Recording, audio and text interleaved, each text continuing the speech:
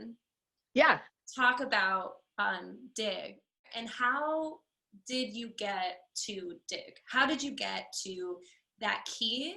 How did you get to, we gave you the instrumentation and we said it had to be cello, viola, violin. Yeah. What were your instant kind of processes through that? Yeah, good, great. So each year I have a word of the year, and this year's word is dig. And so I was just like, yeah, I'll just name it that. So I chose the key of A flat because I grew up in church, and a lot of gospel music is written in flat keys. And I really like the way A flat feels in my voice. And I want to feel like it was coming from my body. But I really wanted to experiment with like just like a lyric line, na na na na na na. Na, na, na, na, na, na, na, na, na, na, na. Okay, you know it, you played it. So like just experimenting around that line. I don't know about you, but time has been like 2020 felt like 3 seconds and 3 years and 3 decades and also 3 minutes. And so when I was writing Dig, I was playing with time because I like just because like and like would keep notes like going for a while because it's just like when is this gonna change? So I'm like like I was like this like anticipation. I haven't written for viola in a while.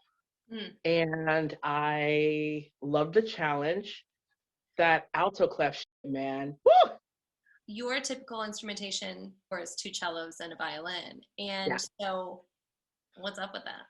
I love the cello. Yeah. As you know, I was very reluctant. The story for anyone who's listening to this, the story of Devin Kopp from my life is that I was very reluctant to engage you into my life because I think the violins sound like babies crying a lot of the time.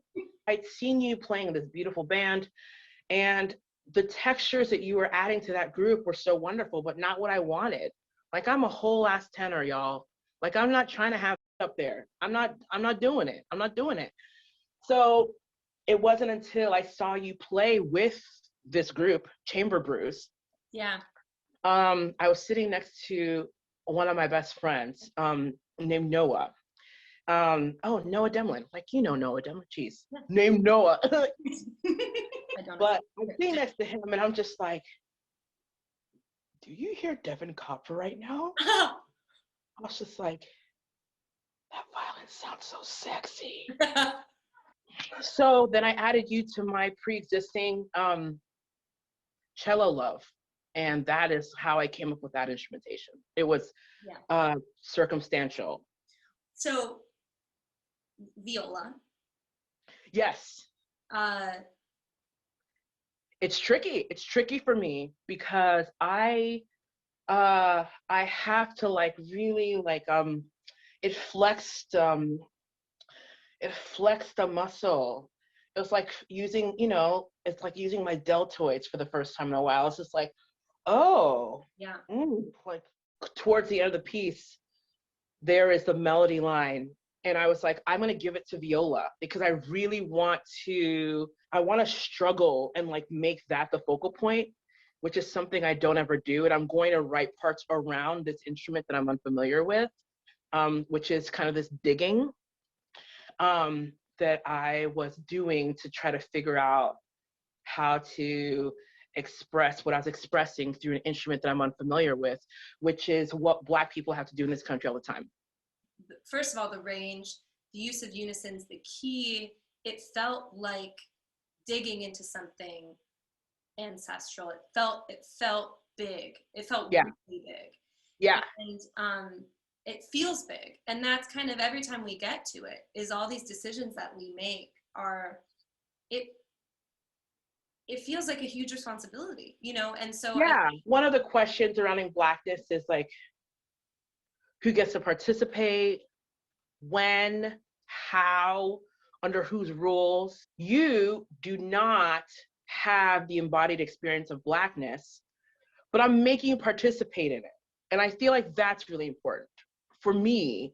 You know, other people, you know, the thing about Blackness is that it's not, you know, unilateral. Like other people may have different answers to that, but like I have these really lovely white people in my life, and I'm gonna make them play my music. Yeah. I'm gonna make these bitches play my music.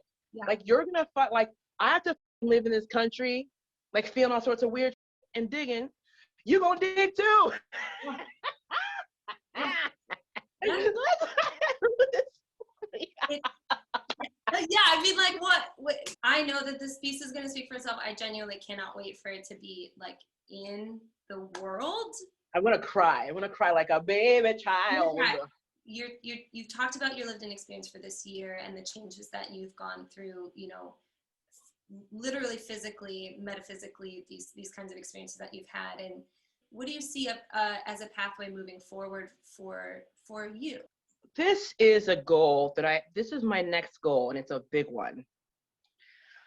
I would love to give absolutely zero about what people think I should be doing with my music, because I know I am magical because I am Black. I know I am skilled because I'm Black, and also because I have musical skill. I know that if I'm in tune with the universe, if I'm in tune with the universe, I'm good. Because I live in Ohio, I feel like the options for what Black art looks like can be limited or specific. And I would love to continue writing classical music. I would love to continue making music for dance. And I would love to not care if it fits anyone's definition of what Black is, or what an Ohio musician that comes from an indie world, huge eye roll. Y'all see that eye roll? Indie musicians should be doing. I would love to not give a single, and not in a like, I'm not even supposed to be here. Like Black people aren't supposed to be here. Let's just think about that for a second. Black people are not supposed to be here. We're not supposed to be cared for, and our feelings are not supposed to be considered. So like, why do you get to decide what I do with my body? I spent so much time wondering about what is marketable, and I tried to be marketable, and that blew up in my face because musicians like to pretend like they want innovation, and they don't. And so since none of the rules were written in me in mind, I would love to develop a singular guiding point to the universe where I do what I need to do. Yeah. And to advocate for my liberation and the liberation of people who look like me. Yeah. And if that means introducing people to a Black classical composer, I would love to do that. That's what's ahead for me. More classical music. I have a string trio. I have another string trio apparently now that I like. I have a punk band. I have an Andrew Seiss. There's just so much that I can do and that I want to do. I want to be impactful. Yeah. I don't care about popularity, or I don't want to care about popularity. So it's tough, but like I have to do what I have to do. Yeah. Even if you've never seen it before or don't understand it. Yeah. I remember going to your shows and being like, what? Yeah. You're playing this like rock, opera, indie, and then it's like this explosion of like feelings and sound and like emotion. If it makes you feel any better, I was the whole time I was just like, what? I was also like, What's happening? Like unbelievable. And so, I mean, from the very second I saw you perform it, it was open and shut for me. It was like, I am done. I am in. This is okay. This is the path that I follow now. Okay. I feel an incredible amount of gratitude just to be able to participate for whatever you have me participate, and then, you know, to be able to bring this piece into the world and help make it available for listening and playing and all of that wonderful, beautiful things that I'm really excited about. I would love to just thank you for spending your Saturday with me. Thank you for talking with me. I really love this because person watching this out there, white people are ridiculous. Yeah, it's like really beautiful to have this sort of like nuanced conversation with someone who does not have my embodied experience. I want white people to begin to ask themselves, like, what's actually happening? Like, what's actually happening inside of you? Yeah. And like, are you like supporting Black people because it's cool and makes you feel good? Or do you want to like be absolved of any of your white sins? Or are you actually like questioning yourself and trying to be more open? That is what I want more than any dollars in the world. And is that true? Yep, it is true. So, where can we find your music?